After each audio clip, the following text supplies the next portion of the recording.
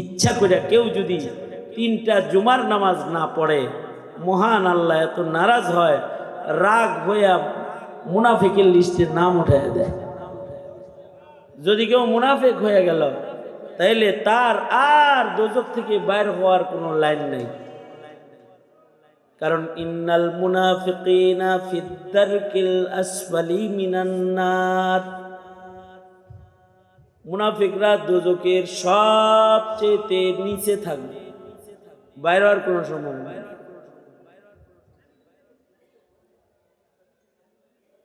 জুমার নামাজ ছাড়তে ছাড়তে মুনাফিক হয়ে গেছে। যদি মুনাফিক হয়ে কবরে যায় তাহলে জান্নাত হারাম হয়ে গেছে। আর যারা কোন রকম ইমানটা লইয়া কবরে গেছে তারাও চিরস্থায়ী দোজখে হয় নাই, দোজখ থেকে বের হওয়ার চান্স আছে। আর যদি ইমানের চোখ, নাক, কান গঠন এগুলো একটু ভালো হয়, ইমানটা যদি একেবারে বিকলাঙ্গ না হয়, ইমানের একটা আকৃতি যদি তার সুন্দর হয়, তাহলে মহান আল্লাহ একটা যোগ্যতার কারণে আমরা যেমন একজনের ভালোবাসি, কিরে হ্যাঁ এত ভালোবাসিস কেন, এর দোকানে আয়স কেন, ওই লোকটার চা খুব ভালো বানায়, এর লেগে এনে এক কাপ চা খাই বসে থাকি। এই এরে ভালোবাসিস কেন, তার একটা যোগ্যতা আছে, লেখালেখি খুব ভালো, চমৎকার লেখে। এই তারে ভালোবাসিস কেন, এর একটা যোগ্যতা আছে, সুন্দর সুন্দর কথা কয়, সামনে থাকলে পরে কিছু শেখা যায়। কিছু কিছু বান্দার কিছু কিছু গুণ আছে যে কারণে একটা গুণের কারণে মহান আল্লাহ তাকে ভালোবাসে।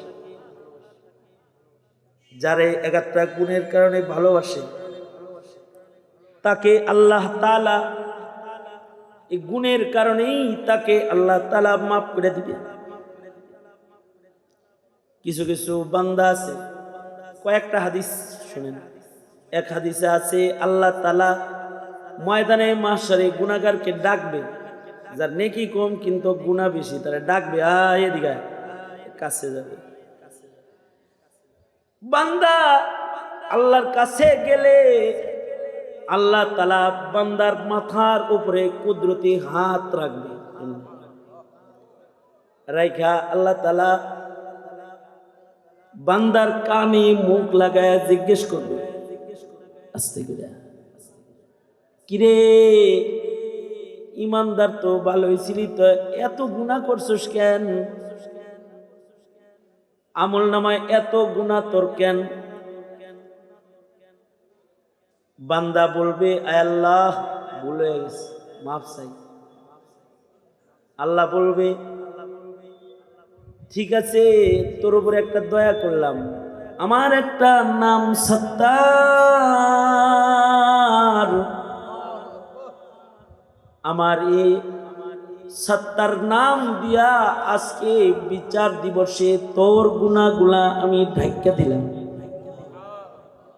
আর তোকে মানুষের সামনে শর্মিন্দা করলাম না, যা তোর উপরে দয়া করলাম, তোরে মাফ করে দিলাম।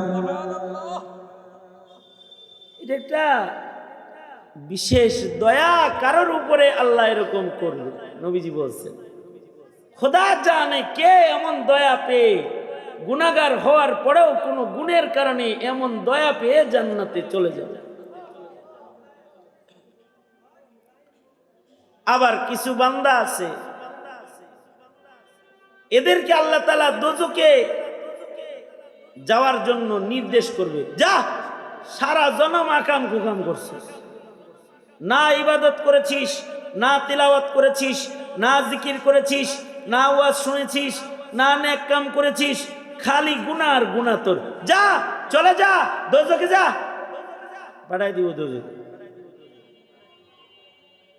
বাবায় যেমন সন্তানরে পিটায়, পিটায় টিটায় আবার সন্তানের মায়েরে কয়, আমি বাপ পিটাইছি, তুমি তো মা লাগো, মনে হয় কাইটটা গেছে, ওইখানে মলম আছে একটু লাগাই দাও, আমি মারছি তাতে কি, তুমি একটু আদর করো। বাবাই যেমন বলে আমি ঘর থেকে বাইর করে দিছি, তুমি একটু খুঁজে আনতে পারো না, নিয়ে আসো না, কিছু খাওয়াও, না জানি পোলাটা না খায়। বাবা যেমন মোহাব্বতের কারণে সন্তান অপরাধ করছে, পিটনি দিয়ে ঘর থেকে বের করে দিচ্ছে, কিন্তু চাচারে বলতেছে আমি বাপ আমি মারছি, তুই চাচা লাগোস না, কই রইছে, কি খাইতেছে, কেমন আছে খোদা লয়ে গিয়া। আল্লাহ তাআলা আল্লাহর কিছু কিছু বান্দার উপরে খুব রাগ হবে, তার গুনার কারণে রাগ হয়ে যাবে, কিন্তু তার ঈমান ভালো হওয়ার কারণে আবার দয়ালু হবে। দোজখে নিক্ষেপ করার নির্দেশটা করবে, কিন্তু আবার বন্ধুরে বলবে বন্ধু আমি নয় শাসন করছি, পাঠায় দিচ্ছে, আপনি একটু সুপারিশ করেন না, লয়ে আসেন আপনি। কারণ আল্লাহ তাআলা মালিকি ইয়াউমিদ্দিন, মালিকি ইয়াউমিদ্দিন, আল্লাহ তাআলা বিচার দিবসের মালিক। মালিকের ইজাজত ব্যতিরেকে মাথা উঠাইবার যোগ্যতা কারোর নাই। আল্লাহ তাআলার নির্দেশেই বাবা আদমও ডাকাডাকি করবেন, এই মোহাম্মদ, এই মোহাম্মদ সাল্লাল্লাহু আলাইহি ওয়াসাল্লাম। ওই যে গেল, কিন্তু দোজখে ফেললো, ধরে নিয়ে হবে। আসলে আল্লাহ বলে দিবে আদম কয়ে দাও, দেখায় দাও, দেখায় দাও, নিয়ে গেল, কিন্তু দেখায় দাও।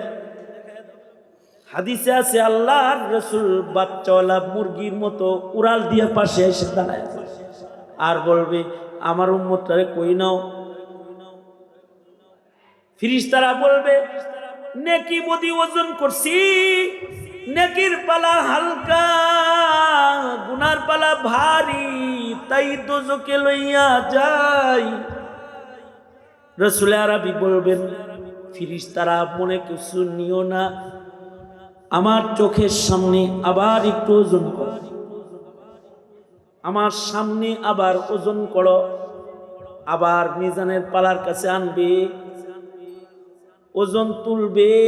নেকির পালা হালকা হইতে গেলে নবী পাক রহমতের হাত পালার ভেতরে দিয়ে যাইতে দেবে, হাত লাগাইব, নবীজির পকেট থেকে কালিমা লেখা টুকরা পালায় ছেড়ে দিব, অথবা দরুদ লেখা টুকরা পালার ভেতরে ছেড়ে দিবে।